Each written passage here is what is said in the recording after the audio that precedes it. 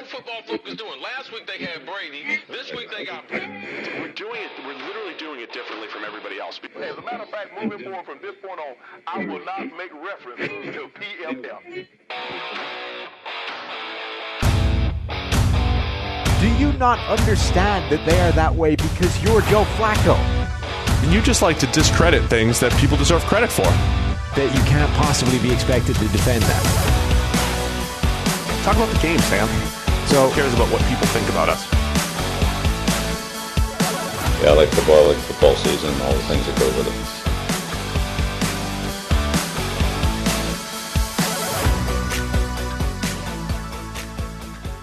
it. Welcome back to the PFF NFL podcast. Steve Palazzolo, Sam Monson, talking AFC West preview. We've got the other three divisions already out there in podcast land. The East, the South, and the North. They're all out there. Go check them out. But let's talk some West today, Sam. Mm-hmm. From the conventional studio setup. We're trying something else. The A set that everyone else has been using. Ours was like the 1A set or A1 set. I don't think it's a stylistic choice as much as we just couldn't be bothered to move the tables this time. Oh, yeah. This was, that's a good background. It's nice. You got PFF, you got the Champion Chiefs, you got Hall of Fame. We need to figure out what we're going to put on those. These aren't windows, by the way. If you're watching, if you're listening, this is all meaningless to you. But if you're watching, these things here that look like windows are actually monitors. There's TV screens that we can put whatever onto. At the moment, it's a beautiful, backdrop of Paul Brown Stadium and hometown Cincinnati. We need to figure out what we could put there. I think we should get like a giant comedy HD picture of you and me and you in your Brunel jersey, me in the Jared Allen jersey, whatever, making idiot faces. Me taking up all of the wall, you taking up merely one of those squares. Yeah. I think that's what we should do. I think we should. Let's look into it. We will doctor up the studio for the podcast. Some would say doctor, some would say vandalize, but whatever. It's a nice studio. We don't want to mess it up. No. Anyway, let's get to the AFC West. Let's start right away with the Denver Broncos. And Sam, as we were putting together these position rankings, looking at the Broncos, every team, repeat over and over again, comes down to the quarterback. However, when you look at the other position groups, we're talking top 15 in position groups, offensive line, running back, for whatever, tight ends, defensive line, linebacker. Secondary's close, I think. It's secondary, I'll explain too, where I don't know that I care as much about the talent because of the scheme and Vic Fangio and what he's been able to do there. Are the Denver Broncos one of the better rosters in the NFL? They are, with a couple of significant caveats, right? So I think a giant percentage of this roster is really, really good. And so there's three caveats to that. One, the love we have for the receiving group is based a little bit on faith because we don't know how the rookies are going to show out, right? But it's based, it might not be year one. Right. Either. But we love Jerry Jeudy. I really like the potential that KJ Hamler has, particularly in the specific role they're going to have for him there with Jeudy and with Cortland Sutton already there. Right. So that trio has the potential to be phenomenal, but it's still potential, right? We don't know. In reality, the idea of hitting on both rookie receivers early is pretty slim. Right. So that's one caveat. Two, we don't have any idea what the hell Drew Lock is right now, right? We saw a few games from him. There was some good, there was some bad. A lot of the hype was based entirely on just not being Joe Flacco, right? I think it was based on they went 4-1. I mean, that's part of it, right? But it's like for the first time all season, we saw signs of life at the quarterback position, right? He wasn't that much different than Joe Flacco. He wasn't different, honest. but it was how it manifested itself, right? Flacco was just this miserable mediocrity. Brandon Allen, the same thing. And then Locke comes in. All right, there's some flashes here, right? Overall, it's not that different, but there's flashes. There's at least signs of life and progress here. But it's really small sample size, and it wasn't that good. So it's all projection about what you think he can be. And I do think he can be good. I liked him coming out in terms of upside and ceiling and all those things that people chase. And then the third caveat is the offensive line, right? And we know that offensive lines are to a degree dependent on the quarterback. But I don't think that the quarterback is necessarily going to help this one out. I don't think he's going to be a reason that this line looks dramatically better than it was. I think signing DeMar Dotson for nothing, as a sort of street free agent is a really smart move because that potentially is an immediate upgrade at right tackle for them. Reisner was encouraging. Because Juwan James opted out. Yes, and part of the reason why they ranked so high from an offensive line standpoint was Juwan James. When he is healthy, only played 63 snaps last year. When he is healthy, he's solid. One of the better right tackles in the NFL. Reisner, I think, is encouraging. And then I think Garrett Bowles is possibly not as bad as people want to claim he is, but is still obviously not like a strength at left tackle. So those combinations of things are the concerns I have for this roster. I thought you were going to throw Von Miller in there as a concern, because the defensive line ranking, aided by Jarrell Casey for a 7th rounder, that was awesome. But the defensive line ranking, it includes both edge defenders when we rank these things. Bradley Chubb and Von Miller both coming in with questions. Von, his first year under 90, which is incredible. 8 straight years of 90-plus grades from 2011 through 18, and then last year, not as much. And it was under 80. It was under 80, right. It's not just that he dipped slightly under 90. Like he went under 90 and then all the way under 80 in the same decline. So there are some question marks here. They are one of the teams that can be sneaky. I know our colleagues over at the PFF Forecast, Eric Eager in particular, has said, look, every year, not that history always repeats itself, but let's just look at recent years. Starting in 2016, the New York Giants were very good. Eli Manning was not very good, and they won a lot of games. 2017, Jaguars, Blake Bortles, not very good. They won a lot of games. 2018, Bears, they won a lot of games with Mitch Trubisky not playing all that well. And then 2019, the Buffalo Bills won a lot of games with subpar quarterback play. So I think Eric has said this could be the Broncos this year. So even if Drew Lock doesn't necessarily take a huge step forward and just plays mediocre football, maybe this Broncos team can compete. Now, I don't love this division. I mean, the division's tough, starting with the Chiefs, obviously. And maybe it's just me because I think every team's going to be good. I think everybody's going to be tough. Positive. Yeah. I like that about you. Every team's going to be, it's training camp. Everybody's excited. You're a very optimistic person. You see the best in everything. Every division's tough this year. It's quaint sometimes. Except the South. Yeah. Every division's tough. So, but even then, your silver lining is that, hey, I could get a job in here in this division. Yeah, right. Yeah. I mean, that's how bad they are. How hard could it be? So, I don't know. The thing about Locke, I think he needs to be pretty good for the Broncos. Yeah. I think they have a good roster, but he does need to take a step forward, I think, for them to do some damage. He does, but I really like the way they've approached it, right? I don't know that it's necessarily for the right reasons. Like, I think a good part of the motivation in terms of how they approach this offseason is the idea that, like, John Elway can't start again at quarterback, right? Like, even if he had a shot at another one, he could, like, there's no way he could say, hey, look, I'm not sold on Drew Lock yet. I have a shot at Justin Herbert or whoever. I'm going to take this guy and start over. Of course you could. I don't know that he could. I honestly don't know that he has the real estate, like the leg does room. Elway? No. Yeah. No. So whatever we saw from Locke last year, if it was anything north of like complete and total disaster where you're throwing him away, if it was, anything north of Nathan Peterman levels where after like 2 starts you're already done, he was going to embrace this guy as the starter going forward, at which point do everything you possibly can to make his life better, right? Which is, I think they did that. So Cortland Sutton was already there. Jerry Jeudy and KJ Hamler, I love as picks. I think they've gone about things in a similar way to the Buffalo Bills in terms of getting guys that will maximize separation and make his life easier. The forecast guys, George Eric, they had Josh Hermsmeyer on, who wrote this really interesting piece at 538 about receiver separation and separation over what you expect for receivers. And if you listen to the forecast, they had this interesting conversation about it and about how much you should covet, essentially, receivers that will generate separation. So guys that show... This is your thing. You've been right. touting this for a while. So he's put numbers to it. It's great. And guys that generate a lot of this separation over expectation are the guys you would think. Predominantly, it's Devontae Adams, it's Keenan Allen, guys that we recognize as technicians when it comes to route running. I think Jerry Jeudy is the most sophisticated route running technician we have seen come out of college, maybe since we've been doing any of this, right? Certainly, he's up there with Amari Cooper, and Calvin Ridley, 2 other Alabama products. When I first watched Jeudy on tape, he reminded me of Calvin Ridley, but somebody that had like cranked up his speed to like 125%, on the video. Right, and Ridley's known for being fast, right? But Jeudy, it's not even that he's fast, it's that, because I think, Ridley was faster in terms of a 40 or whatever, but when you watch his foot movement, foot speed in terms of the movements he's able to string together in running a route, he does that quicker than anybody I've ever seen.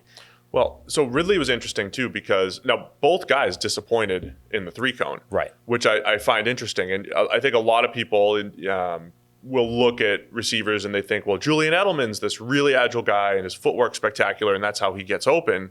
But I remember you watching Ridley saying it's not necessarily the footwork; it's that he knows where he's going. Right. He knows how to get the cornerback to go somewhere where else he wants, right. and to go and then he goes the opposite way. So it's not necessarily. It's not like you're just using athleticism, you're using technique, and you're moving the defender where you want them to go so that you can then separate. And Jeudy has the same thing as Ridley in that regard, only he does it faster. Right? So there's one play in particular that I have pulled up. It's like a simple, outside stop, hitch, sort of slash comeback, outside release, take the stop at like 10 yards, hope that the cornerback, disappears off a few yards and you have the separation. It's basically like an easy 10-yard pass. And he gains more separation on that route than anybody I've ever seen doing that, right? The cornerback, by the time he throws on the brakes, turns around looking for the sort of back shoulder ball to arrive, the corner is stumbling and falling forward 10 yards. It's absurd. And he does that by stringing together 3 or 4 little moves in sequence that first unbalance the corner and then completely send him in the wrong direction. All the while he knows that he's about to throw on the brake, stop, and turn around for a pass that's about to arrive. My point with Jeudy is that I think he's one of the best separators in all of college football. He'll be one of the best in the NFL as well. And not only will he do what Stephon Diggs, Cole Beasley, and John Brown do in Buffalo in terms of maximizing the margin for error that a quarterback has at the catch point, right? You're going to be more open, so you give him a bigger window to throw that into. But I think he also changes the picture at the catch point, right? And this is one of the interesting parts about the conversation they had on the forecast is when do you take the reading of separation from, right? Do you take it at the point the quarterback decides to throw it to him? Do you take it at the point the ball arrives? Do you take it somewhere in the middle? Do you take a combination? Blah, blah, right? But I think that receivers that separate influence it at both ends of that, right? You give them a bigger margin for error at the catch point, but if you get more open, you also earlier on in the route, at the sort of the break point of the route, you also change the picture in the quarterback's head. Yeah, the quarterback says that's And I think that's particularly important for young quarterbacks, right? Because we've talked about this before. I think the single biggest thing with the speed of the game and adjusting to the NFL is the processing time. And it's being able to work through your progression and read it quickly and get on to the next one. And I think the big reason that's a problem is because you have to adjust to college open versus NFL open. Right. I told this story before about how, Peyton Manning was getting reamed by Bruce Arians in a meeting because he threw the ball away. Bruce Arians is like, why didn't you throw it to any one of these 3 guys? He's like, what do you mean? They're all covered. He's like, Peyton, this is open in the NFL. You need to understand that, and you need to get that quickly because it's different, right? You can't wait for a guy to be 3 yards open like you could in college. This guy is open in the NFL. You need to put the ball in there. So I think a big part of why young quarterbacks hold the ball too long and why they're slow to process is that adjustment, is having to just take a beat every time, right? You look up, crap, he's not open. Wait, is he NFL open? Yes, he's NFL open. All right, I'm going to throw it anyway, right? So they're late with the ball. They hold on it, blah, blah, blah. But a guy like Jeudy has the potential to change that picture because he's going to be college open, not NFL open, a lot of the routes he runs. And that is huge for Drew Lock's development. Yeah, I think the other thing about Josh's work too, the more I think about it too, the catch point thing, the best receivers are really good at separating at the catch point. Yeah. I always call it subtle hand usage, right? They just know even when it's tight, at the last second, I'm going to get away.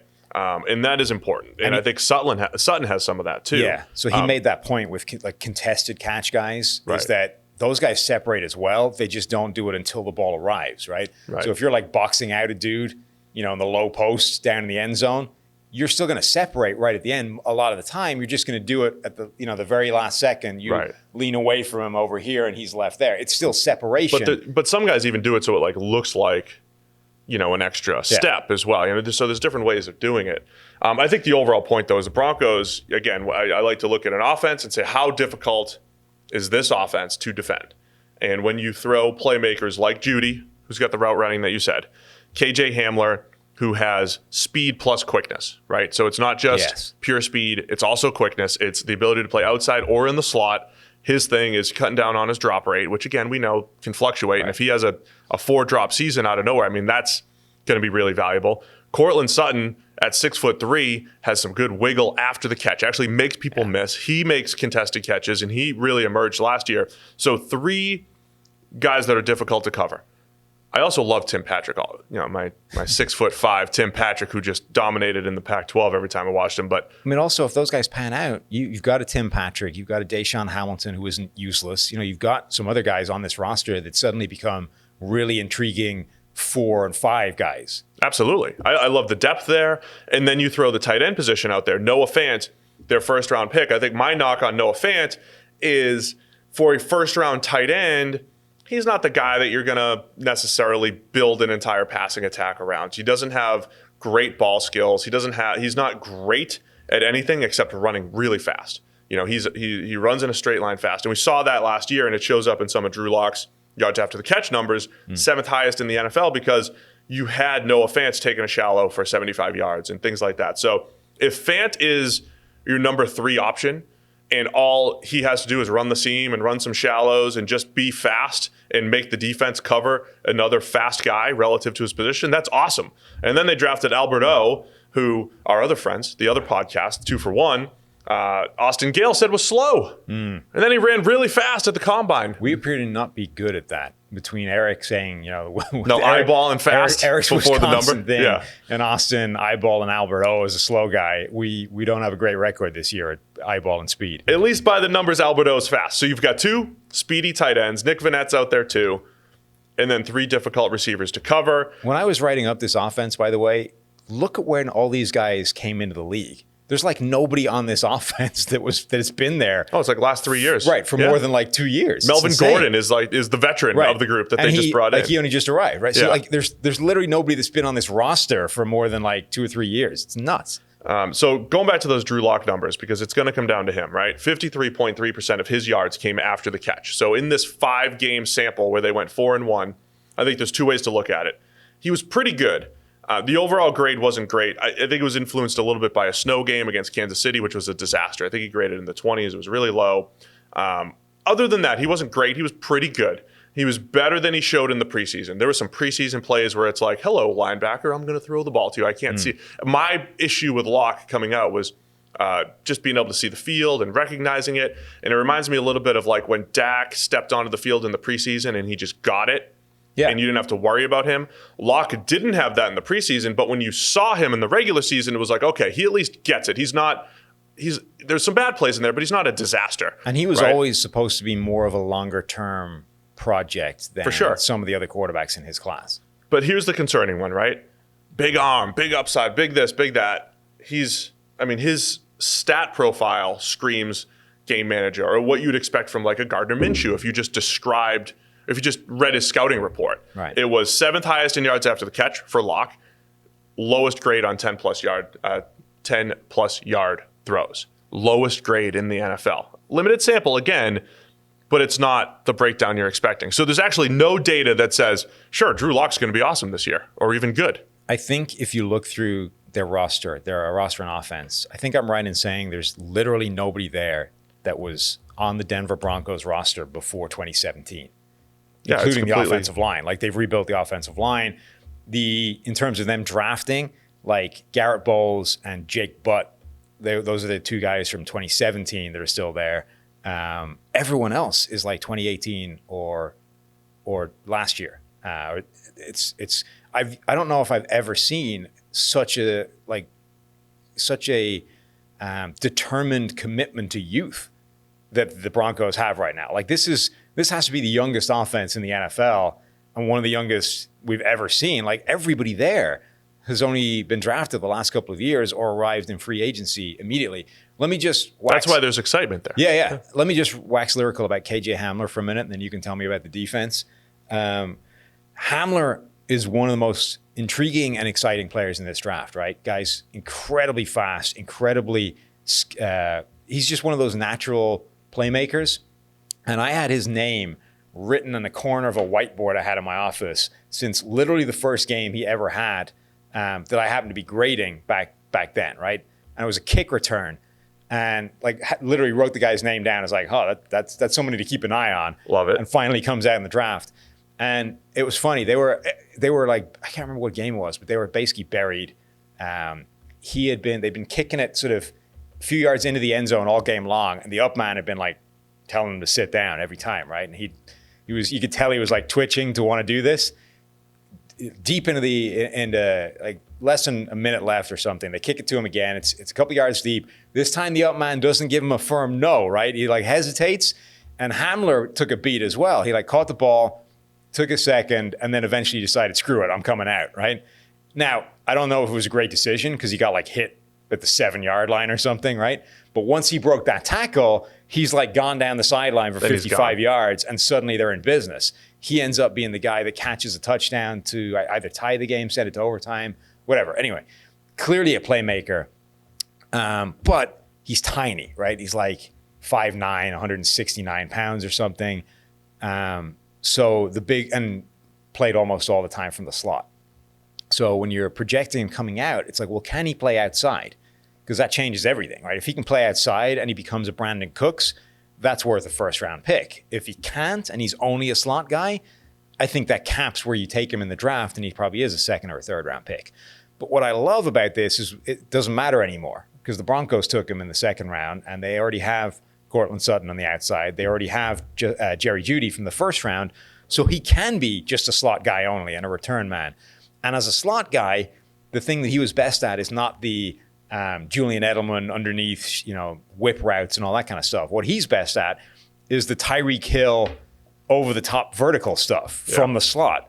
And that, I think, is still where Tyreek Hill is at his most dangerous, is if you give him a free release from the slot and he's running vertical, like, good luck. And that's as difficult as it is for receivers to transition to the NFL. Right. If Hamler's your number 3 and you're limiting him to those types of things, you can get value out of him this year. And now that can be his like primary role. Is like all you are now is the guy that's chewing up a cushion. You're the cover 3 beater. Right, with a free release up the middle, going vertical. And defenses have to worry about that at the same time as how they shut down Courtland Sutton and Jerry Jeudy on the outside. Like, again, 2 rookies hitting year 1 is just, it's not good odds, right? But these 2 have the potential, and the fit is fantastic for them to be so good out of the gate and really help Drew Lock. So I love it. I can't wait to see those guys play. You mentioned the offensive line. DeMar Dotson has just an underrated. To be honest, the Bucs were going into the draft with just this massive question mark at right tackle, and they were maneuvering to just make sure that they got Tristan Wirfs. Mm-hmm. Like if they just brought back DeMar Dotson, he's been a good, solid right tackle, assuming he's been wanting to play. He's back now. He's been a good, solid right tackle for 10 years. So he's now in Denver, and they're pretty good across the board there. They actually ranked 13th in just overall PFF offense grade last year. So they were in the green in our grading across the board, except a 59 passing grade. That was the only thing that was different. They were the only team in the top 15 to be that low from a passing grade. So they're good. They have talent on both sides, and now defensively, Von Miller, can he bounce back? Bradley Chubb coming off of injury, who, again, I think is more of a complimentary rusher than this impact number 5 overall pick. But then you add Jarrell Casey to the mix. They were really good against the run last year in that front 7, including at linebacker. Alexander Johnson was the guy that came in and emerged as a really old rookie after all of his off-field issues. So they're solid in the front 7 as well, and potentially really good if Vaughn is back to form. If Chubb is that good number 2 rusher complementary piece, and Jarrell Casey still has it, that's a potential steal for the 7th overall pick. Did he land in our top 100 last year? I think he was right at the bottom end. The guy could still play. Now my question's in the secondary. Coverage-wise, they were good last year. Justin Simmons, breakout year last year, but that's tough to bank on, right? It's tough to bank on a guy that was pretty good, became an all-pro safety for us last year, made a ton of plays. Got to see that again from him. But then you have A.J. Boye, which I thought was a really nice way to not replace Chris Harris, but at least give you a potential high-end corner. But this is where all the question marks are, right? Boye, what is he? Bryce Callahan, a little bit better in the slot. I mean, Isaac Yiadom, they don't have great names here. Where I don't care as much is the Fangio deal, right? 2018, Fangio was the architect of that Bears defense that had Prince on the outside, Amukamara. They were just solid at corner, right? And they were Eddie Jackson became a playmaking safety, so maybe he can duplicate that again with Simmons. And, I just think they can tape it up, mask it a little bit. They play a lot of too high stuff. They play a lot of things that protect their corners just a little bit. So I think they'll be okay. This also could be a disaster, though. That's the thing. Like, this could land in disaster zone. If all these things I'm saying, I think they can do it. I think they can do it. But, like, Boye was at his best 2 years ago. Right. Bryce Callahan, pretty good slot. They don't have a true number 2 corner there. Kareem Jackson and Justin Simmons at safety.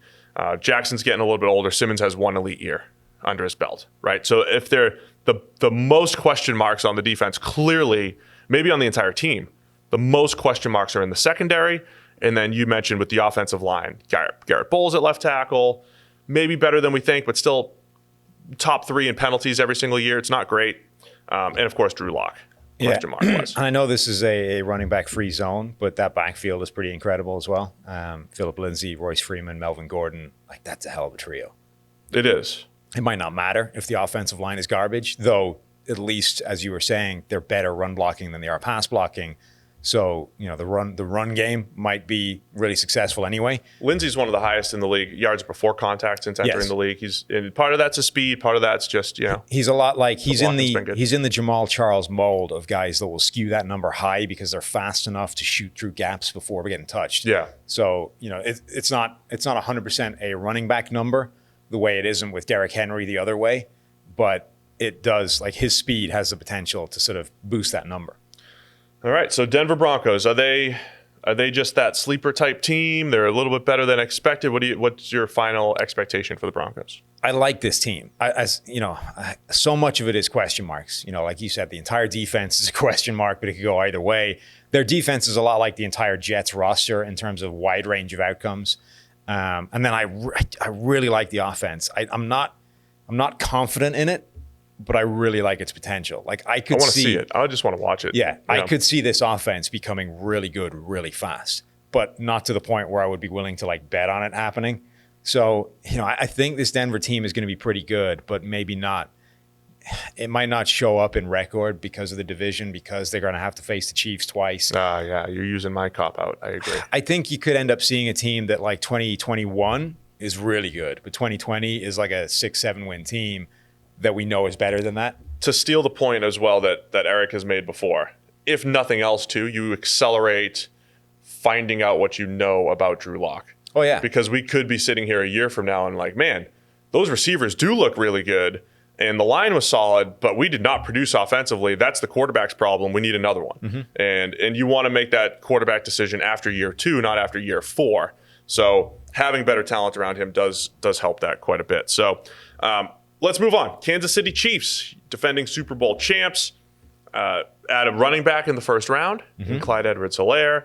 But all of a sudden important because Damian Williams, an opt-out. Damian Williams, potential Super Bowl MVP, ends up opting out, Sam. So can anybody stop the Chiefs? Are we overrating the Chiefs who just won the Super Bowl?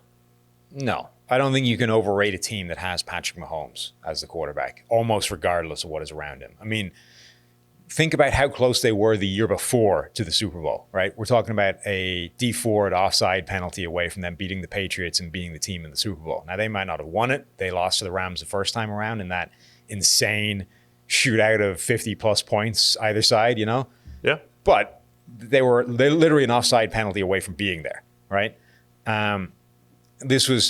Patrick Mahomes, 3 years into his career, not having played the first year, is really, really close away from having a 5,000-yard, 50-touchdown season and 2 Super Bowl championships under his belt, right?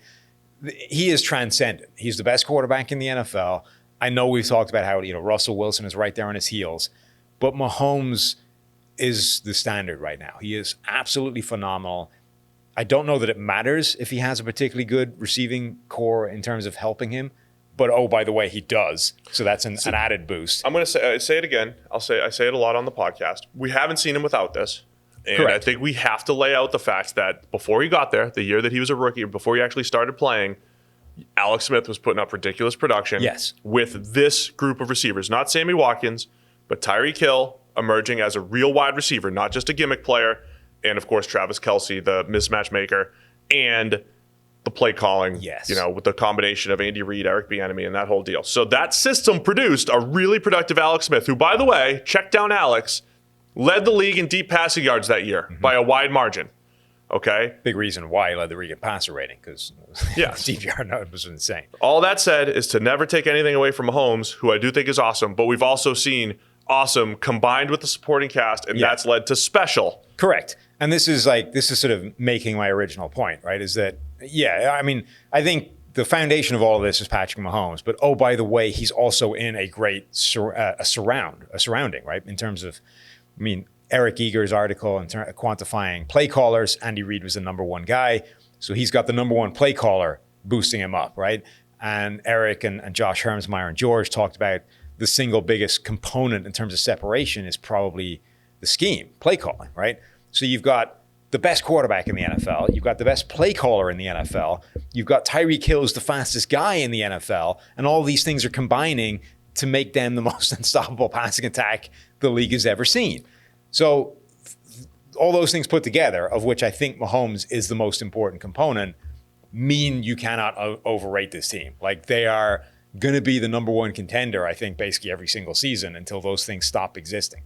If you want to figure out what KJ Hamler can do, you could watch what they did with Mecole Hardman last year in Kansas City, because it really was get in the slot. We're going to run verticals and overs with you. You're not our number one option. You're the number 3 receiver on the team. And that's run sub 4.4. And that's what Hill was doing before he became the complete all-round receiver that he is now. That was the way they got Tyreek Hill into the game the first time, right? When he was young. His first year there, they were doing the same thing. And then he transitioned to more of this all-round weapon. And Mecole Hardman got that role, became the guy that was doing that. So, yeah, absolutely. That is the blueprint for what Hamler can do. 18.9 yards per reception for Hardman. So the whole thing on Mahomes, my point, and we made this around the draft, that's where Kansas City, I think, needs to continue to add to the team. Like, don't even try to discover how good Patrick Mahomes really is. I wonder if Mahomes what happens if we handicap him? Yeah, what if we could just elevate any old receiving core because he's so special and invest more at linebacker or somewhere else like that? This isn't a 2020 discussion. This is like a Chiefs going forward discussion. I'm saying Mahomes is part of what makes Mahomes special is the ability to throw the ball 70 yards if he really wants to. Is to have to have these speed receivers, because some of those Hardman plays, it's the ability to get the ball to this guy 40 and 50 yards down the field, almost like on a whim, because Mahomes isn't always throwing with anticipation. It's like, oh, this dude's open, he's fast, let's just chuck it, and he can get it there. Continue to surround him with crazy speed. Now adding Clyde Edwards-Helaire to the mix. Again, we would never draft a running back in the first round, but the guy's going to benefit. He's tough to tackle. He played in a system where he lined up all over the place. They ran a lot of empty at LSU. He seems like he's pretty equipped, to contribute right away. From a fantasy standpoint, it's not even that he's going to catch 100 passes. It's just they're going to score a ton of points, and at some point they're going to hand it to him inside the 5, probably 15 or 20 times this year, and he'll accidentally stumble into 12 touchdowns, whatever it might be, 12 rushing touchdowns. So they're going to produce offensively. I thought studying their offensive line was fascinating. It was much like what I described of the Texans in the last show. I'm like, he's not a good run blocker, good pass blocker. They're good for today's NFL, top to bottom, on this offense. What do you think of Sammy Watkins? Speaking of Hermsmeyer. I think Sammy Watkins is a good enough player to take advantage of specific instances where things are swung away from him. So, we talk about how truly elite receivers change the way teams play defense, right? They warp. They're like black holes in that they suck all the defense towards them, right? And again, they were making this point that might be why a guy like Julio Jones doesn't show that well in these separation metrics, because you're trying to take that guy away, right? You're condensing. We're studying that too. The NBA has a name for it. Okay. And it's Do you know what it essentially is, or have you just? it's like a gravity or something. I think it's called gravity. So same concept. I mean, that's what black holes are, Steve. They're just giant pits of gravity. So or no gravity. Well, yeah, a lot of gravity. a lot of gravity. Extra gravity. Huge amounts of dense, so dense that everything collapsed in on it and is now sucking everything towards Black hole it with metric. gravity. So that's the same concept, exactly. It's a black hole receiver. Right. So these guys draw all of the defense towards them and condense things down on them. And what that means is if you're on the other side, everything's swinging away from you. And some guys, I think it doesn't make a huge amount of difference. They're just not that great. I think Sammy Watkins is on that borderline where against an honest defense, he's not consistently good enough to take a huge advantage of that and be a dominant guy.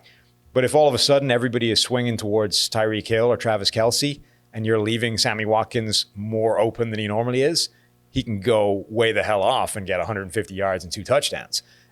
Which he did a couple times last year, week 1 and then in the playoffs. Plus, he's got the fact that he is fast as hell and athletic. And every now and again, those guys, even against honest defenses, can go off, right? We saw him eviscerate Richard Sherman a couple of times because he's fast and because he's got the ability. So, I don't love the guy. And given where he was drafted, I think it's not, he's not a great receiver and probably hasn't justified that. But he's really useful. And like him on this roster is a plus.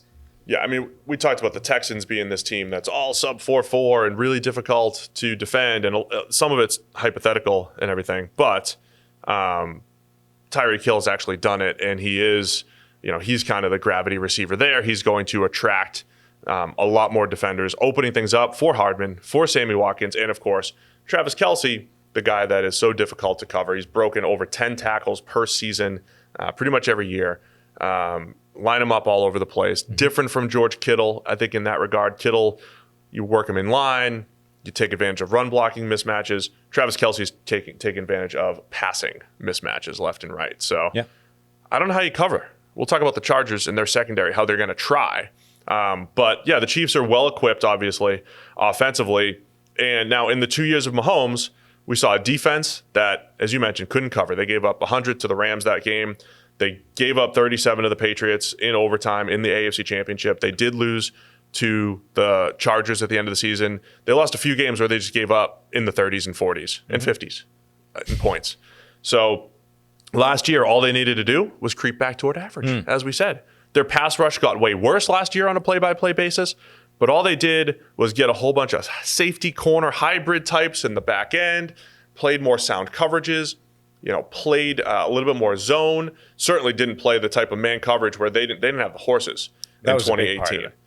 That's essentially what happened. If you listen to our podcast 4 and 5 years ago, all the way up to 2018, really, we'd say the Chiefs, one of the toughest defenses on good quarterbacks because they play tough man coverage. They play man.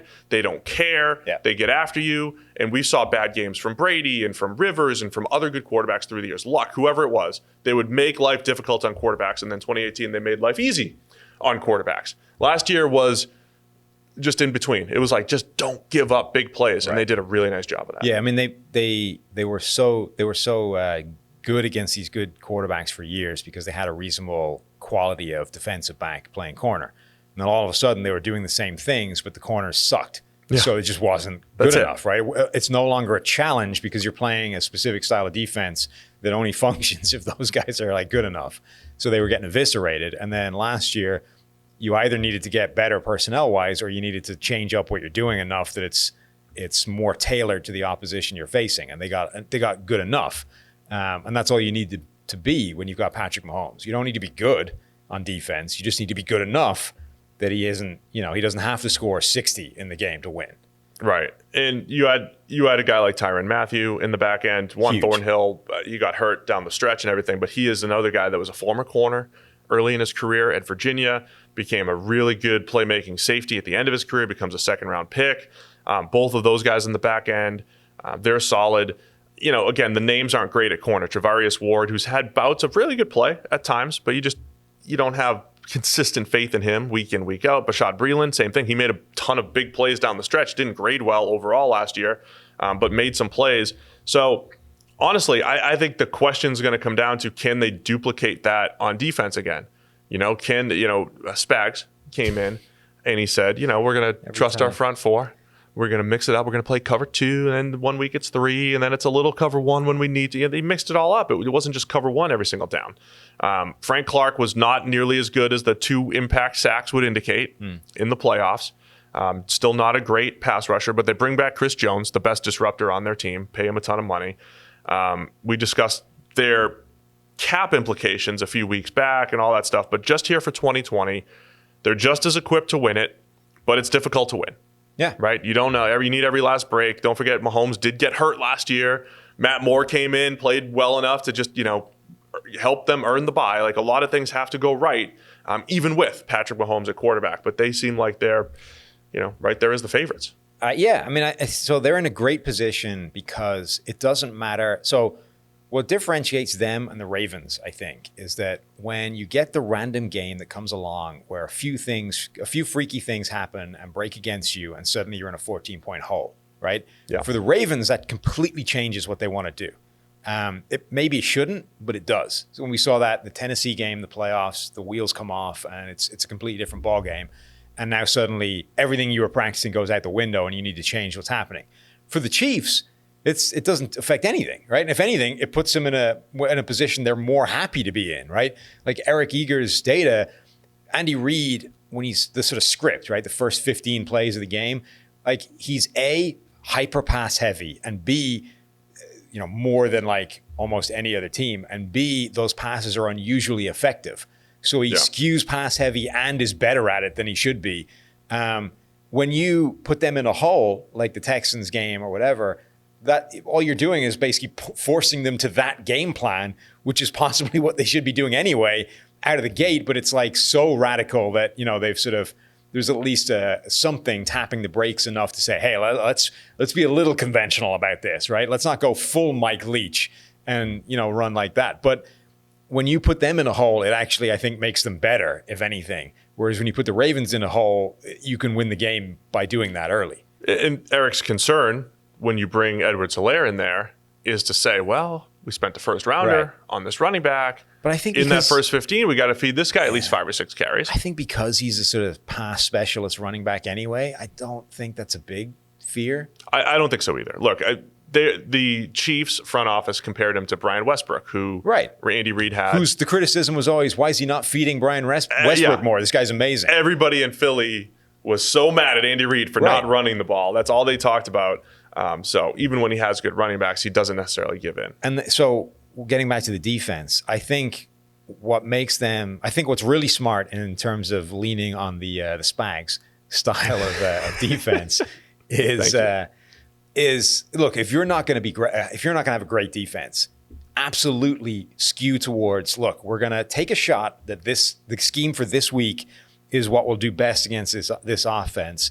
Because it doesn't need to be good. Like the entire... Just don't get torched and give up 35. Or even... No, not even that. Like the entire MO of this defense, right, is that our offense is going to score 35, right?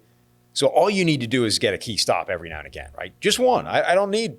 It doesn't need to happen very often. Right. Just pull it together for one series, right? Because that one series is one they're not going to score and we're going to score, and then that's how we win. And that's what we've seen is that, again, the defense didn't get good. It just was able to hold up in a couple of key series here and there. We saw that in the Super Bowl, right? Chris Jones gets his paw up, bats the ball down.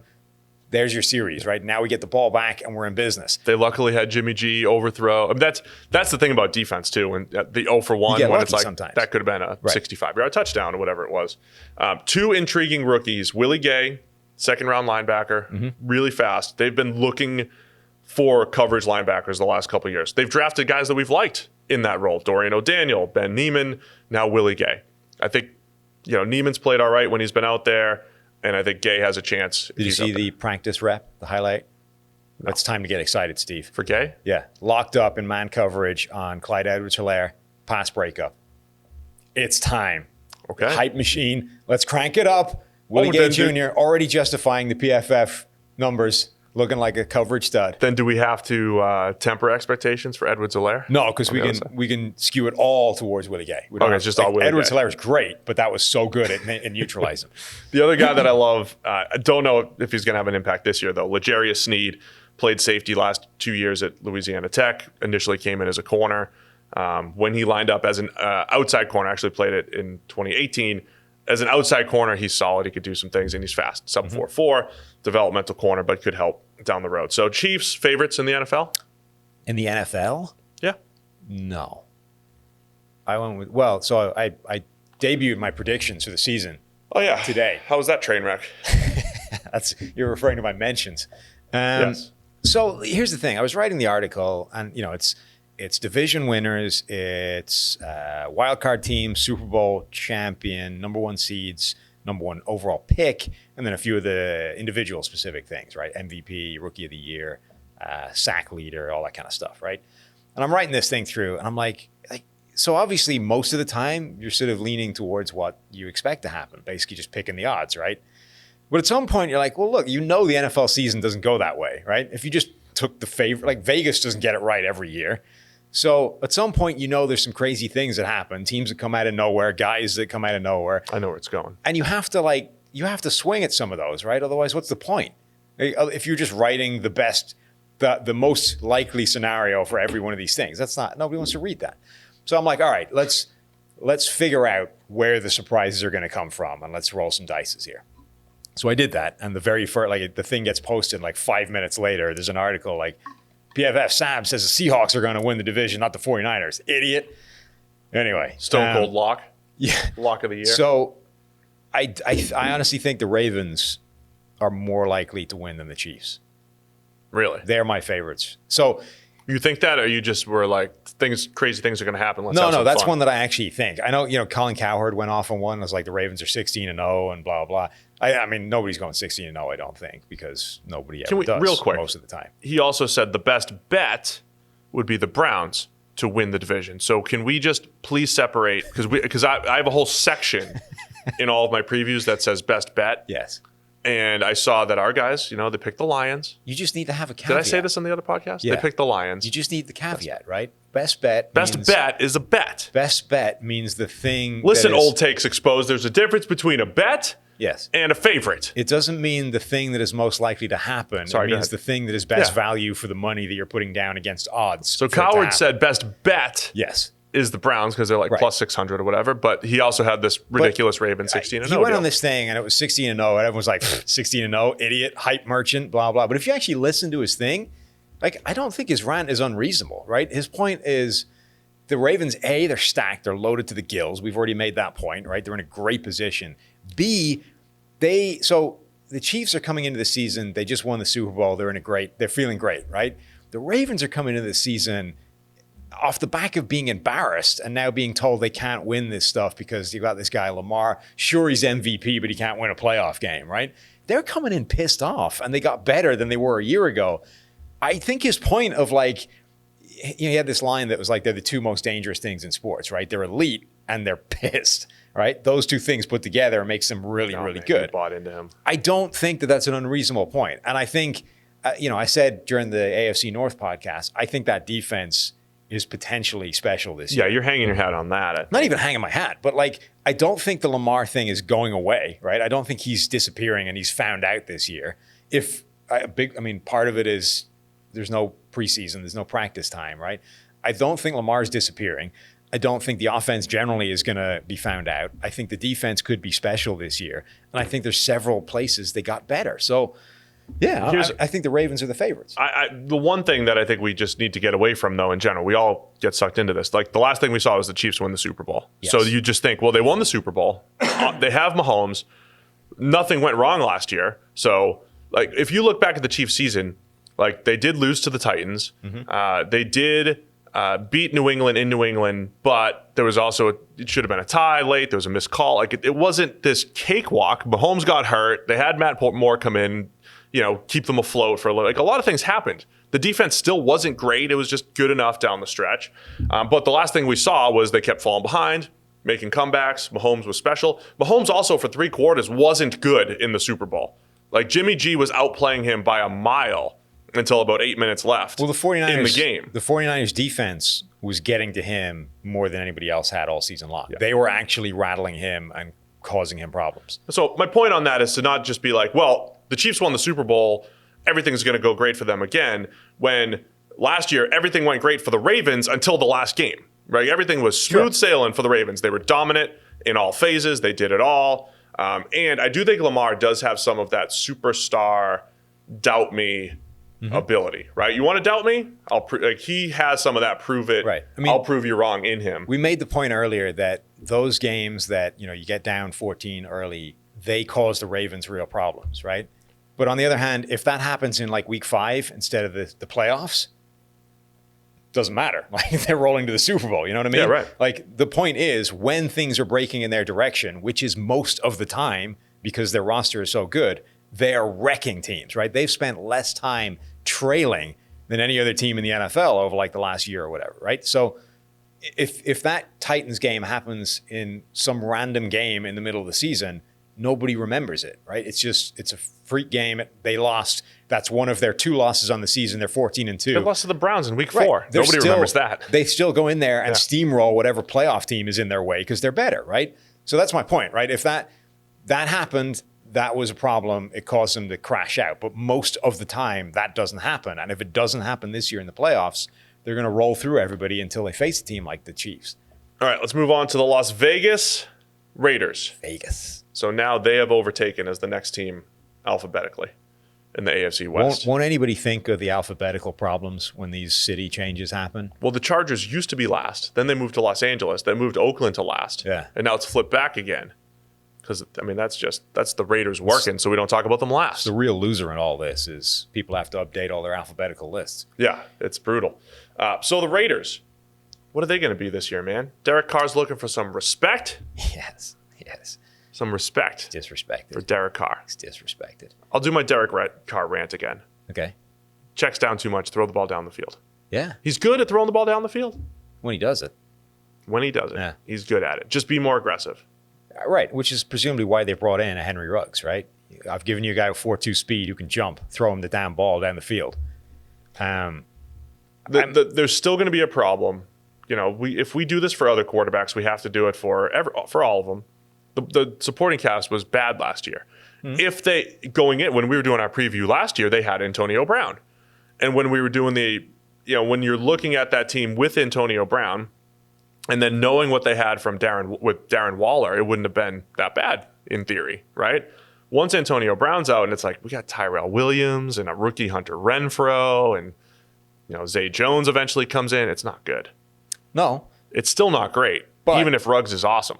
I mean, if Ruggs is awesome, it suddenly becomes really intriguing. If he's awesome, yeah. If he's awesome, rookie awesome. Hunter Renfro's a good slot guy. Tyrell Williams is a capable number 2. Brian Edwards might be stealing all those number 2 snaps anyway. He's a good 3rd-round pick out of South Carolina. You've got Darren Waller and Josh Jacobs, right? If they actually use him in the passing game, which is what I love the most about him as a prospect. Nelson Aguilar. And who they've been, it's like proper training camp season, right? Nelson Aguilar's incredible talent. He's good every 3rd year. Change of scenery is going to do him good. You know what I mean? He's the guy getting the hype all of a sudden. Every 3rd year, Nelson Aguilar catches the ball efficiently and is a good player.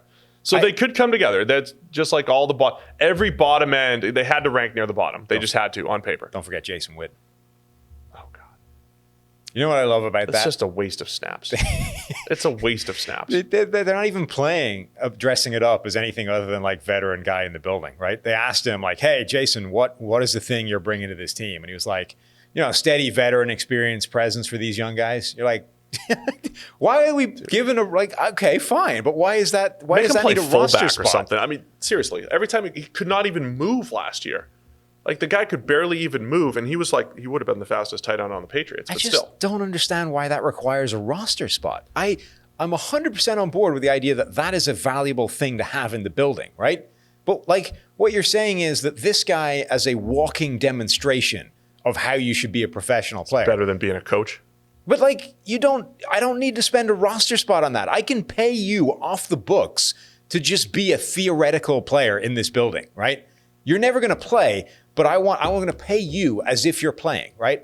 You're going to be titled assistant coach, right? You're going to get the same salary and you're never actually going to suit up, but you're going to go through like day-to-day week as if you're a football player. You're basically a pretend football player just so they can see what it looks like for a professional around here, right? You've never done it, Sam. You don't know how valuable and then when we get to Sunday, you just take your ass up to the luxury suite and chill. Why are we wasting a roster spot on this? I don't know. I don't understand. I mean, he still might be better than Foster Moreau. Maybe. Really? He's tight end too. Anyway, I want to see aggressive Carr. I want to see how they deploy Ruggs.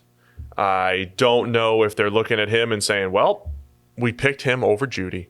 We picked him over CD Lamb. Two guys you mentioned. So what were their trump cards, right? Like the route running for Jeudy. Yep. Everything for Lamb. Everything for Lamb. Lamb felt like, he just felt like the guy. Carr was at his best when he had good Amari Cooper. Yeah. Lamb felt like the guy that would be the closest thing to that. Yeah. Line up on the outside, move him to the slot if you want to. Let him be a short area yak guy. Let him be a downfield guy. Love his back shoulder stuff. Carr has really good touch. And he does, it's almost like that, two-man basketball. Like I felt like him and Cooper were just on the same page. Like we're going to run back shoulders. We're going to run fades. We're going to do all this stuff together. Kind of like the chemistry that me and you were building up. We were building it Yeah. by the time we got, of all the, I'm not even going to say it. We lost a lot of rhythm, I'd say, during COVID. We've lost rhythm. Yeah, I don't know that we'd be we'd be as good right now.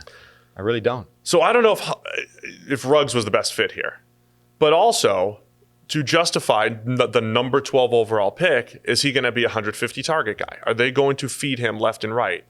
And do they feel the need to?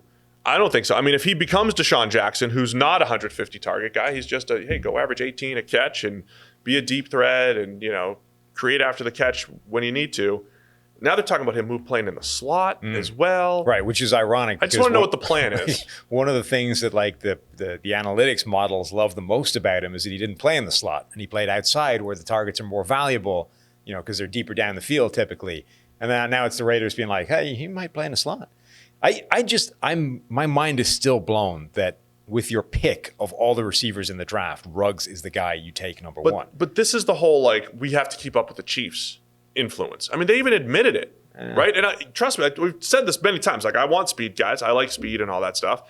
But if your choice is two guys who are probably more polished as receivers and you have a little bit better feel for those guys producing at the next level, pick them and then go get your 4-3 guy later. I know Ruggs is 4-2, but you can get your 4-3 guy later and you get your top receiver but also, early. the Chiefs aren't great. This is what we said, right? The Chiefs aren't great because they have a bunch of fast guys in the roster. The Chiefs are great because they have Patrick Mahomes, the best play caller in the NFL, and, oh, by the way, a bunch of fast guys, right? But they had a bunch of fast guys, as I mentioned before, in 2017. Also the best play caller in the NFL. I understand. But you can't be like the Raiders, man, we can't compete with this Andy Reid from a play calling standpoint, so can't try to duplicate what they do. But you don't compete with them by taking the fourth most important facet of why they're good and trying to replicate that. I get it. That's ridiculous. But that's absurd. If anything, if you have speedy Ruggs, if you can extract more aggressiveness out of Carr, that could be worth it. This fundamentally doesn't make any sense, right? The Broncos got speed guys because of the Chiefs. The Raiders got speed guys because of the Chiefs. It would be like the Chargers got a whole new second. They continue to revamp. It would be secondary. like me trying to compete with you in the post by developing a better hook shot, right? Or better height. Right. No. The hook shot thing, right? That's not why you're better than me in the post. It's because you're 100 pounds bigger than me and a foot taller. Sure. I do have a good hook shot. You know what I mean? Good hook. Me developing that would not be catching up. It just wouldn't affect it. You don't pick the fourth most important facet of that and try and get better at that. That's bad process, Steve. It is. They had Lynn Bowden, QB/receiver, now in the running back room. Junior. For the Raiders. Yeah, junior.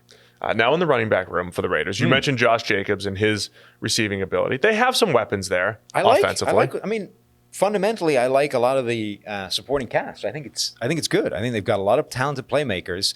It all comes down to that Derek Carr thing, right? The guy wants to play this year. And honestly, so he took a lot of shit for saying that, right? Because it's play better, But when you listen to what he was saying, I think it was a reasonable thing. He's like, look, I'm playing this year because I'm tired of taking this crap, and I want to show I'm better than that. Are you telling me a social media quote got taken out of context? So I respect that attitude completely. He knows that the only way of shutting people up for that is to be better. And that's why he's playing this year. That's why he's not opting out. He wants to show up and be a better quarterback. And I completely respect that because I agree. I think he does need to be that. We've seen that 2016 season, right? I bought in.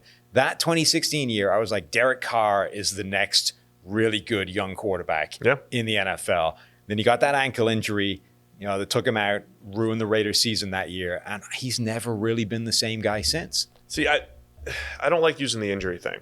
I'm not saying it was because of that. I'm just Right. saying that does mark a pretty hard stop. There's still Raiders fans, though, that would say, because in that year, he had that terrible Thursday night game. Was it that year or 17? No, it was 16, right? He had that terrible game against the Chiefs. Night game, cold, whatever. But when Carr, 15 and 16, there was a point where Carr did look like the next. Really just 16, that year. The next guy.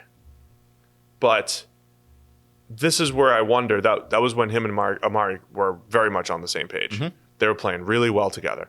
We've seen Amari essentially get the best year out of Carr.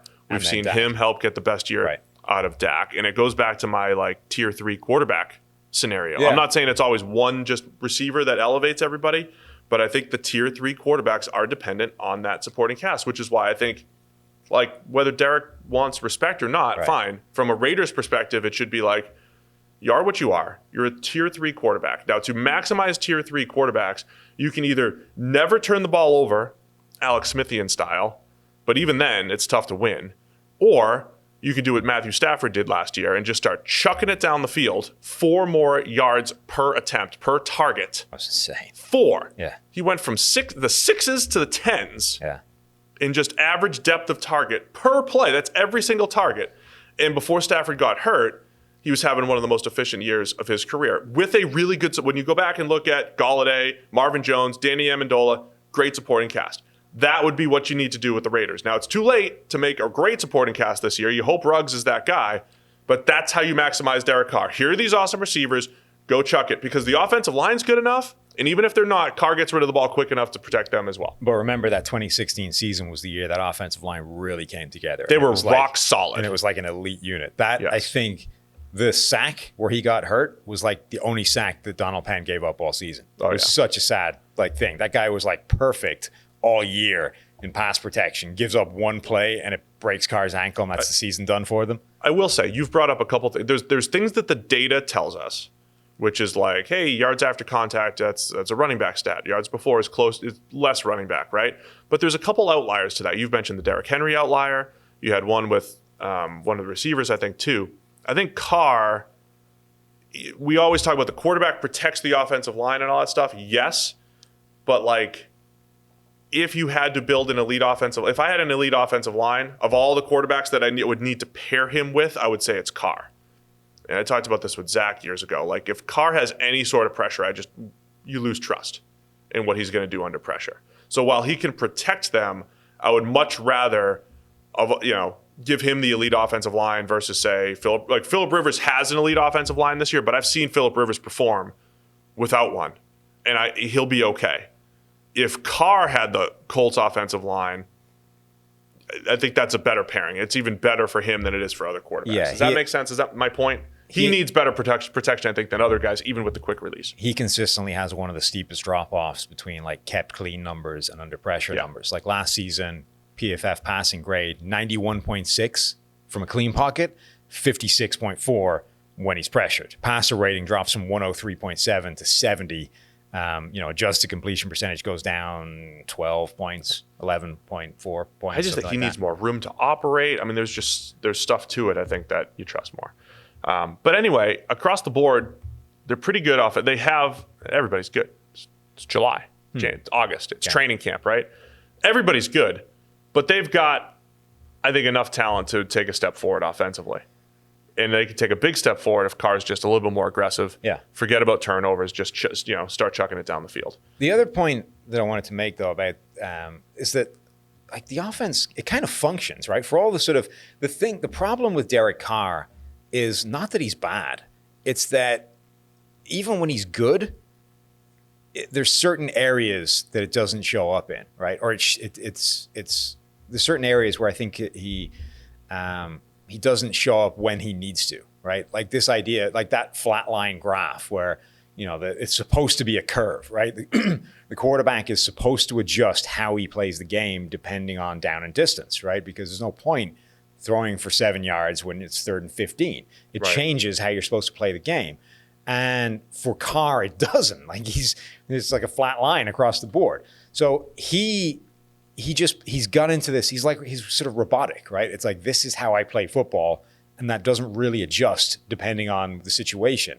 I just play, and then we hope it's good enough and efficient enough that it wins. But he needs to get better at feeling game flow, the situation, changing how he plays for how the situation's unfolded around him. This reminds me of, you compared Carr to Cousins on the last show. And remember Orlovsky last year was breaking down a Cousins play? It's like, Kirk Cousins getting blamed for not being aggressive enough. Well, watch this play. And he does everything right, and it's by the book. I mean, it's like from the chalkboard. I have to go here, and then I got to go here, and then my check down. Yeah. And he's showing the play, and it's like, look, he goes here, and he goes here, and he does everything by the book, right? And I could picture Carr down 20 against the Jets, checking down on 3rd and 15, and coming back. Well, coach, I mean, I went to 1 and 2 and 3, and I checked down. But at some point, it's like, how would Favre attack that? How would conservative Brady attack that, right? Like he'd throw the dig and just like take a chance because it's the fourth quarter and you're down 20. And that's where those comebacks come from. Like that's what's lacking in some of those quarterbacks, a Carr, a Cousins. Right. Like sometimes you got to go off script.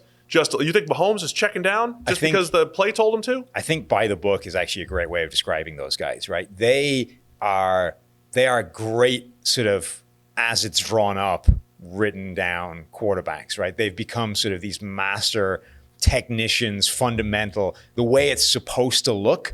But so much of being a great football player is the stuff that isn't written down, right? Absolutely. It's usually sort of termed the intangibles, right? Because it's the crap that we haven't written it down in the manual because it's those outlier plays, the random weird things that come along that you just have to adjust to on the fly. And that's where Kirk Cousins and Derek Carr fall down. It's the things that are outside of the manual that there's no written instruction for, right? I haven't been able to drill this before. I need to adjust on the fly and figure it out. They don't do well. Right. That's where they fail. Whereas the guys like Mahomes, they're amazing at those plays, right? Because they're doing most of that stuff by the seat of their pants anyway. So it's no different. And you know what's funny? Because I always make the Stafford comparison. Like you would never describe Stafford that way. But there was definitely a point where everybody's like, hey, Stafford's cutting down on his turnovers and the interceptions are disappearing and this and that. And it's like, well, maybe he was too conservative for a few years. And then he went back to the more gunslingery type of that was the reputation. Like if you say Stafford, you're like big arms, special plays. But it shows up 3 games a year. Last year he was way more aggressive. So I don't know if Carr has it in him or not, but he is definitely trending more in this Alex Smith, conservative type of quarterback. Would love to see a more aggressive style there. Defensively, still have issues on the defensive line. We ranked them in the bottom 4 or 5 in our preseason rankings. They revamped the linebacking core. And then the secondary is another one of those, just like it is for other teams. It could go either way. You could see some good stuff happen or it could be a disaster. I think adding my boy Prince Amukamara, though, makes things a lot easier. I mean, if you just have at least one steady presence that you can depend upon, because everything else is, Trayvon Mullen in year 2, 2nd-round pick. LaMarcus Joyner needs to bounce back, use him in the right role. Amik Robertson, their 4th-round pick, looked like an awesome slot corner and an awesome pick, but he's a rookie 4th-rounder. And don't forget 1st-rounder Damon Arnett. I mean, I have more faith in Amik Robertson producing at the next level than I do 1st-round pick Damon Arnett. So I don't know what we're going to get out of the secondary for the Raiders. I am concerned about this defense's ability or intention to get the best out of to put their players in the best situation to succeed, right? So you've got a Maurice Hurst who's trending upwards, who's looking like he could take a step and become a real impact sort of 3-technique pass rusher, defensive tackle. He might not even start because you just signed Malik Collins, who the coaching staff loves, who is like a demonstrably worse player, but in the same role. Right? So unless you're planning on playing one of those guys out of position, I don't know that that's going to work, right? So you may end up relegating your best defensive lineman to a rotational role or putting him in a bad situation. The secondary, arguably your best player is LaMarcus Joyner, who's really good when you play him as a free safety and a disaster when you play him as a nickelback. They're going to roll into the season playing him as a nickelback because they love Demarius Randall, who's a worse version of that free safety role. Who also is better as a free safety, but to your point, Correct. Probably not as good. But he's as going to get LaMarcus. the free safety role because the coaching staff loves him, which means you're going to be stuck playing LaMarcus Joyner where he sucks. And not only does he suck, but that's going to keep a guy like Amik Robertson on the bench who might actually be your best nickelback. So like across the board, I'm just seeing this sequence of situations where guys are not playing where they're best positioned to succeed. And that is concerning because that rarely works out well. They've thrown a lot of veteran resources at this. And I think there's a lot of back talent seven. there. Like Yeah. I think there's a defense in there in terms of personnel deploying that's them. really good. Yeah, No, because not really good, but good. But they're good. And I mean, yeah, because even like Jeff Heath has been a reasonable safety, and now he becomes a pretty good backup. Like the depth isn't bad there. But to your point, they need to be in the right role. Linebackers, similar. They bring in two guys, Corey Littleton and Nick Kwiatkowski, friend of the show. Nick K can play the runs, get that flipper. You know, he's still good in that particular role. Corey Littleton, not as good against the run, was outstanding in coverage. I mean, that guy can cover backs out of the backfield. You trust him from an athleticism standpoint to hang with those guys. So they've actually got a pretty good linebacking core for the first time in 5-10 years? I mean, it's a while since we've been talking about good Raiders linebackers. So there's a lot of turnover in this back seven and youth. It's a combination of youth and just like a whole bunch of veteran resources thrown at it. And that could go anyway.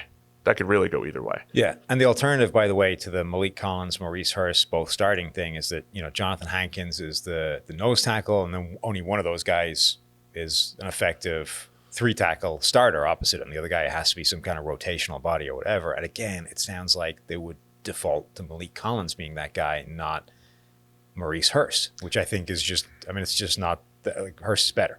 Absolutely need a better showing from Cleveland Ferrell in year two. A nice showing by the fourth rounder last year. Where did his name go? Max Crosby. Yeah. Oh, he's on the COVID list. What list. happened? Like, I know Max was awesome last year.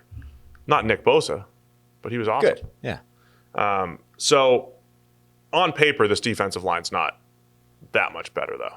No. So I think it's still going to be an issue pass rush wise. Yeah, and we're in, like, this is the preseason hype period season of, you know, Arden Key's this is a year for Arden Key. You know, he's got all the potential in the world and blah, blah. But yeah, you look at, I'm also bought in particular, edge rusher, you're like, there's not a ton of pressure coming from this group. Arden Key's one of those he was mostly productive in college until his last year. Slightly different role. He is one of those guys where it's just like, you're bendy, you're speedy, you get to the edge and all that stuff. You just don't have the power. Right, the bulk. And NFL offensive tackles will just sit there and they're like, I'm not afraid of your power. If they're afraid of your power, you can do some things. If they're not afraid of power, you're kind of limited. And I think that's always limited Arden Key. Unless you're a ridiculous speed athlete, NFL offensive tackles can match you around the edge, at which point your only weapon is being able to convert the threat of speed to power and running the hell over them while they're trying to mirror you. That's how those guys, like, that's how Von Miller succeeds, right? Because he has the counter. It's not that every time he beats them to the edge. Basically, the only guy I've ever seen consistently do that is Robert Quinn. Robert Quinn has almost no counter whatsoever, but he is uniquely able to burst off the line and get round the corner, even though you know it's coming. Yep. Everybody else has a counter. Dwight Freeney had the inside spin that was so freaky. Von Miller has a bunch of inside sort of, weird loop moves that he's got, but he's got that inside. He's got the bull rush, the power. Everybody Definitely has the power. counter. But if you only weigh 250 pounds and you're this long, lanky guy, you just don't have the leverage to hit them with that. They're not scared of it anymore. So I think rushing the passer is going to be an issue. The secondary could land any which way. The offense they just have to change, man. I don't think you could play ball control in this division and win. Right. I think you have to be aggressive. So where do you think the Raiders end up landed? This is also year 3 of Jon Gruden. Yeah. By the way, this is year 3 10. of 10 where Gruden has to, does he have to? I mean, he's got 7 more years. He probably has to show some sort of, You know what corner the best being gig turned. in the entire world is? John Gruden's? Fired coach. Oh, absolutely. Love to be a fired coach. Who was it? Juventus just fired. Damn it, what is the guy's name? Whatever, their head coach, his name's escaped me at the moment, right? Guy got like a 21 million euro or pound sterling payoff 1 year into his deal or whatever it was. Like Not Gruden, bad. 10-year deal, guaranteed. That dude gets fired at any point in this deal. He's banking like a truckload of money. He's just hitting the beach. But It's if they golden don't, season. if they're not good this year, I mean, they're probably looking at a new quarterback. They're probably overhauling everything. Yeah. Except Gruden, because you're Yeah. already tied to him for another 7 years. Like, you might as well keep him around for that. Do you see a scenario by which the Raiders aren't the worst team in this division? I don't think yeah. they'll be terrible, but I Yeah, think they'll be the because- worst team in the division. because Tyrod could easily be the worst quarterback in the division. How dare you? Did you not watch the first episode of Hard Knocks? I didn't actually. You disgust me. It's Tyrod, not Tyrod. Anyway, he could be bad again. And Herbert could be bad. The Chargers could This be is bad why- because they could have the worst quarterback This is situation. why Mina Kimes gave me a higher grade than you on our podcast for our appearances. Because I didn't watch Hard Knocks or because I Because myself and Mina understand the greatness of Tyrod Taylor. Tyrod. I would say they're going to be that team that's like 6 to 8 wins. Yeah, but I think they'll be I the don't know if that's 6th-win worse. team that's worst of the division. I Maybe. think you're going to get like a 7-9 Broncos team. We'll get to the Chargers in a second, and then the Chiefs. Yeah. But I mean, I could see a scenario where the Raiders aren't the worst. All right, fair But enough. I think they're in the bottom 2. Now to the Chargers. Yes. Speaking, they're very similar to the Broncos. Who's your second team? The Broncos? Like they're the other one in the bottom 2? I feel more comfortable with putting the Chargers at 2. As in second in the division to the Chiefs. Second in the division. Right. Yeah. I could, so the Broncos are your other potential worst team. it might not sound like it because I was over there convincing with the Broncos. I'm like, every position group's good, all this stuff. But if it comes down to it, I like where the Chargers are built better. Mm-hmm. And Tyrod's done it more than Drew Lock has done it. Yeah. That's the thing. Yeah. Now, I don't have a ton of faith in Tyrod. You don't. I don't. Which is But ironic. I like the rest of the group. You and your Mr. Optimism on sunny side of everything I think have it's no faith in Tyrod Taylor. And I the think Chargers. it's style wise. Like even like Rodgers or Josh Allen, I don't like the guy that holds the ball for 3 seconds and takes too many True. sacks. I think there's just things All right. he doesn't win on the edges enough. Can I make my Tyrod pitch to you? Right? Can we just play it from a previous podcast? No, it's new. You have 30 seconds. 30 seconds. Come on. You have a minute. Look, Tyrod Taylor is not a bad quarterback, right? Never was. No, not never was. Siri, Was show me for PFF a- grades from 2018. Was for a brief stretch in Cleveland, right? Where he was so horrific that they had to yank him after a game and a half and put in Baker Yeah. Mayfield. When he was like, oh, look, a blitzer. Yes. He's going to sack me. I have no explanation nor defense for the Cleveland era of Tyrod Taylor. I don't know what happened there, and I'm not going to try and explain it away. Let's just call it a freaky anomaly in his career and move on, right? Before that, we had 3 seasons of capable play in Buffalo. And what they were doing there with Greg Roman, who's now doing the same stuff in Baltimore, and Anthony Lynn, who's now the head coach with the Chargers, was some really creative, run-heavy focused stuff with Tyrod Taylor as an athletic part of that running game, right? As a legitimate rushing threat. Now, he's not Lamar Jackson. Nobody is. On the other hand, he is like a 97th percentile athlete across the board, not a quarterback, for all positions. Tyrod Taylor is a pretty freaky athlete in his own right and is now working for a head coach that's had experience doing a lot of this creative stuff that is causing the league so many problems right now, right? And if anything, the last few years of seeing everybody else done it has only going to have emboldened those players or those coaches to use more of it, right? I think there was, back when they were doing it with Buffalo, there was a sense of we can only do so much of this, right? I think a lot of that has disappeared given what we've seen with the Ravens. So they're going to run an offense that's a pain in the ass to deal with and you don't see very often. 2, Tyrod Taylor is not a bad quarterback, is capable of being efficient within that offense. 3, Keenan Allen, one of the best route runners in the NFL, will get wide the hell open for Tyrod Taylor to hit off the back of all those rushing things. And 4, and finally, I think that this style of offense is how you beat the Chiefs because you can't replicate what the Chiefs do and beat them by being a worse version of them.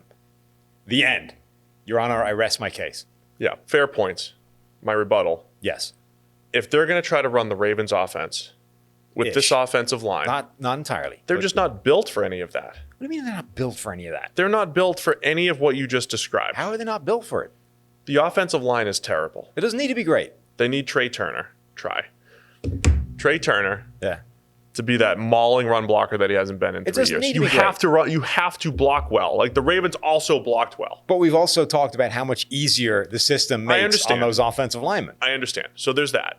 I would say that this receiving core, I think it's a waste if you're not running a more of a high volume passing attack. Having Keenan Allen, Mike Williams, like we mentioned the other day, how many times did Lamar just drop back 20, 22, 24 times? You're going to do that when you have Keenan Allen, Mike Williams, and Hunter Henry? Yeah. Like they would have been way better off. This is a Jameis-built team.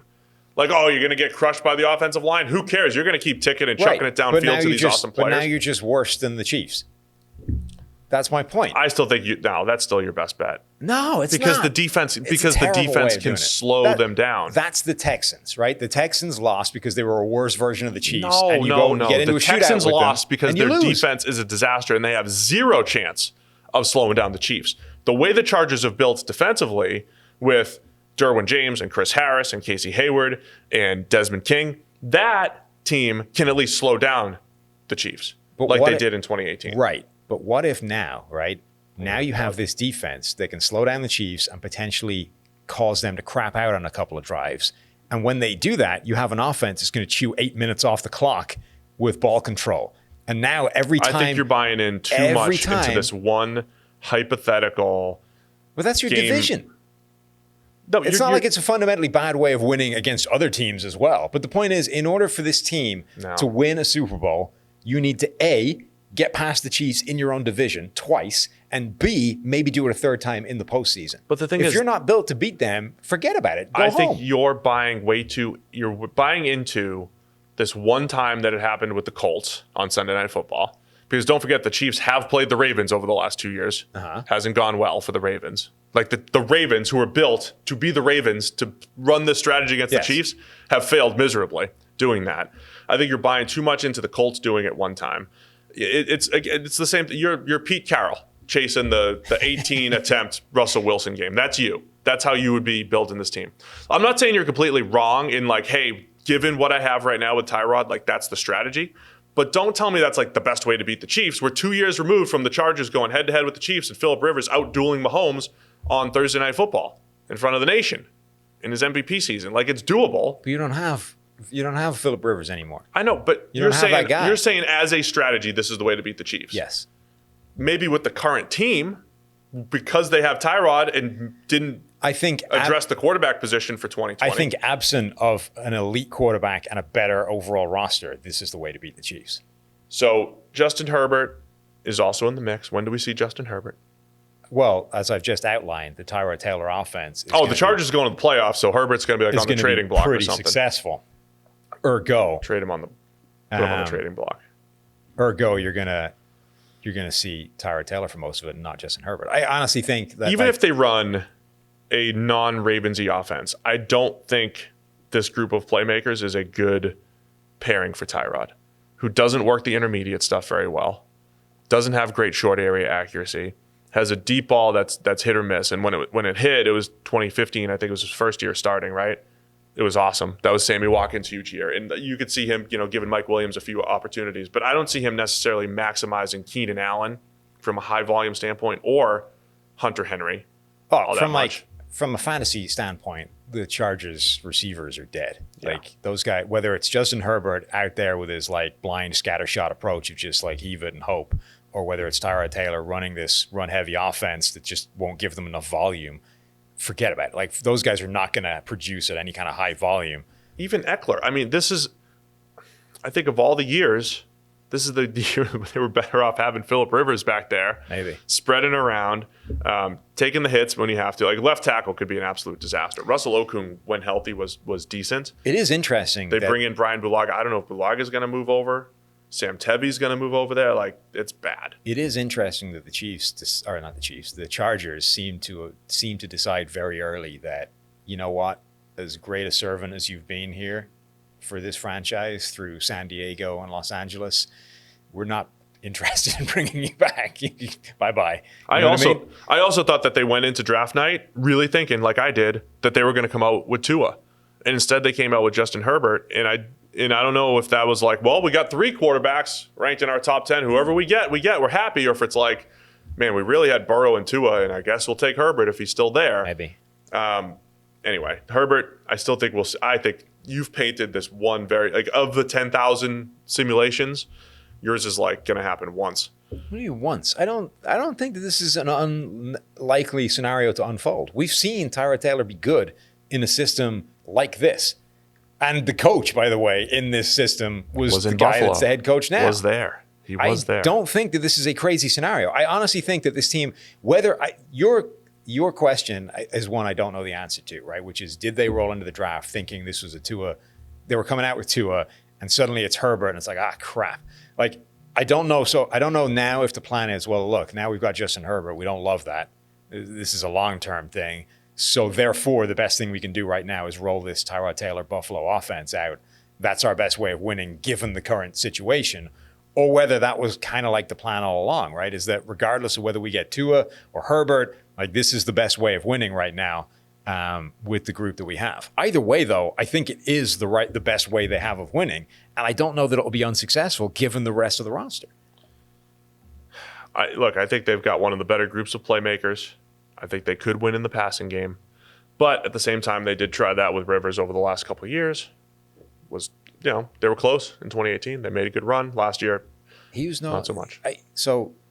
Yes, look, I'm leaning into this in a way that might be over the top, right? Tyrod Taylor is not Lamar Jackson, and not being Lamar Jackson is a pretty big hurdle to achieving success with that offense. You can lean into your take. You lean into your takes. It's fine.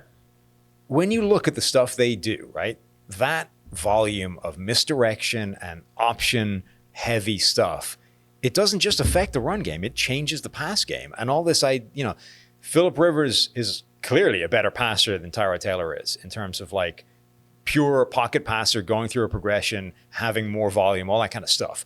But the same things we're talking about with Lamar Jackson in terms of what he does in the run game alters the success you can have in the pass game. Right. Is going to be true for Tyrod Taylor as well. I get that. When you do that, though, like Lamar doesn't have the best supporting cast of receivers on paper. So you don't need, like the Chargers do. It's almost, to me, it's almost like a waste. Like you look really far to find a Keenan Allen who can get open as often as he does. And now you're telling me, well, we'll just scheme him open. Who cares? Like you waste that really good skill set. This is like the Green Bay Packers conversation that we'll have on a future podcast, right? Everybody is looking at this and the way they approach this offseason is like idiots. Like they are taking the ball out of the hands of one of the best quarterbacks in the NFL, even if he's in decline. That's just a bad way of doing things. Whereas what they're looking at is saying, look, we have one of the best quarterbacks in the NFL. The best way of maximizing this guy's impact is to reduce what we're asking of him and making the times he does pass the ball more effective, right? And that the balance there is better. Now, you can definitely argue whether they're right or wrong on that. The Russell Wilson method. Right, of the but that's like years. the different thought processes of approaching this is that's the difference, right? You're saying by being a lower volume passing attack, it's just because you have the weapons to do that, it's a waste, right? It's a bad way of doing it. Whereas what I'm saying is your passing game is going to be more efficient because of what you're doing in the run game.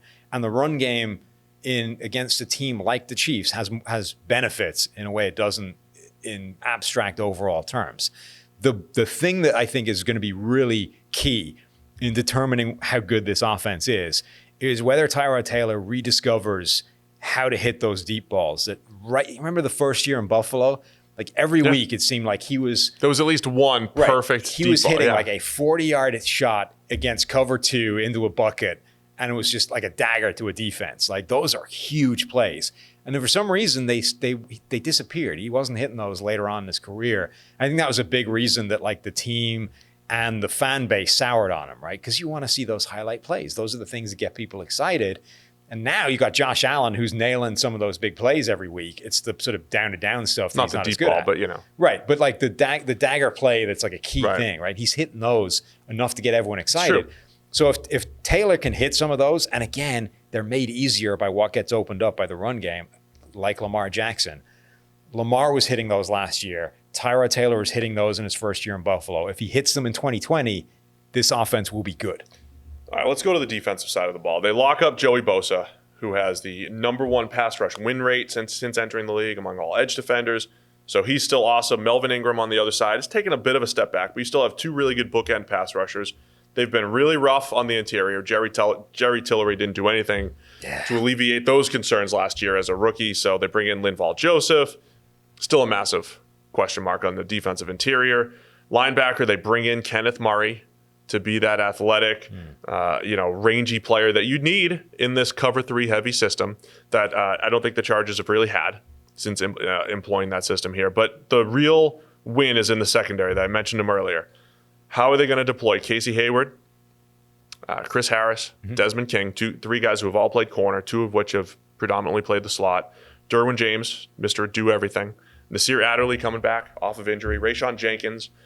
They are loaded with talent in the secondary. Our number 2 secondary, we had debates internally that wanted to rank them number 1.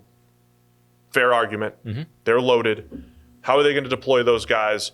And is that going to be enough? Because that's what it all comes down to. Tyrod or not, if this defense performs as elite as the paper version looks, they're going to be tough to beat. This defense is built the right way for the NFL. Today's NFL. Not even just the Chiefs, though against the Chiefs as well, but generally, right? They have loaded up in the secondary and they have a pass rush duo. Not just one guy, but they got 2 guys a couple that are going to cause you problems. At that point, it doesn't matter if they can't stop the run. Unless they are prohibitively wretched against the run. Yeah, it needs to be 6 or 7 yards. Right, they're giving up 7 yards a clip. It doesn't matter if they're bad against the run. They should be so good against the pass that it changes that. Friend of the show, Chris Harris, told us that he's going to be a slot corner for the Chargers, and they're going to pivot Desmond King to safety. I think that's probably the right thing to do, but the only thing that does is make this question mark at the other cornerback spot, right? Right. And even then, it's only for I guess that guy's got to play full time. But that other cornerback spot is the only question mark in this entire secondary. Derwin can do that too. Just line him up as the other corner. It's just fascinating to me because Derwin's been fine. He's been great when he's played. It is the most predictable defense. They play Seattle 3. Yeah. That's what they do. Derwin plays a specific role. Very rarely is he going to play free safety. When he does, he still is able to make plays, made some red zone plays, playing somewhat deep there. But he's going to play in and around the line of scrimmage, play that Cam Chancellor role. Is Adderley going to be that guy that plays more free safety? Year 2, we'll see. But yeah, I think to your point, that third corner, essentially, which is the outside corner in a nickel situation, would be the one question mark there in the back end. Yeah, and as long as they get, and again, if they get average play there, this is the best secondary in the NFL probably because of the other guys who are all elite. Casey Hayward has the best forced incompletion rate of the last decade. He's a phenomenal cornerback that probably doesn't get the credit he deserves because he plays in this cover 3 system and gets the Richard Sherman, you're just a zone corner bullshit thrown his way. To be fair, they haven't done a great job of slowing down the Chiefs. No, but who the hell has? Nobody has. But, it's not like they have – do they have the speed guy to match up with Tyreek? Do they need to mix it up? Who does? Do they need to mix it up and be more, matchup centric and, less predictable defensively? With this defensive talent, on paper, this feels like the defensive talent you'd want to deploy into a more creative way. Yeah. I think there's always value in becoming more game-to-game matchup focused. I think if you have a system and that's what you play week to week, a good offense is going to figure it out. That's why the single most important factor in terms of receiver separation is offensive scheme, because you know how to beat things, right? You have man beaters, you have zone beaters, you know how to beat defenses that you're going to see. So unless you're ramping up a giant amount of disguise or, you need to be creative, I think, in order for a defense to be genuinely imposing. So because the Chargers have one of the more vanilla defenses in the NFL, there's an extent to which the best offenses in the league are going to take it to town. So what do you think? Your Chargers. We've been hyping the Chargers up for the last 8 years. Yeah. You're just going to keep it going? To a degree. I think they're probably the second best team in the division. I think being the second best team in this division probably puts you in wild card contention, if for no other reason than there's 3 of them this year.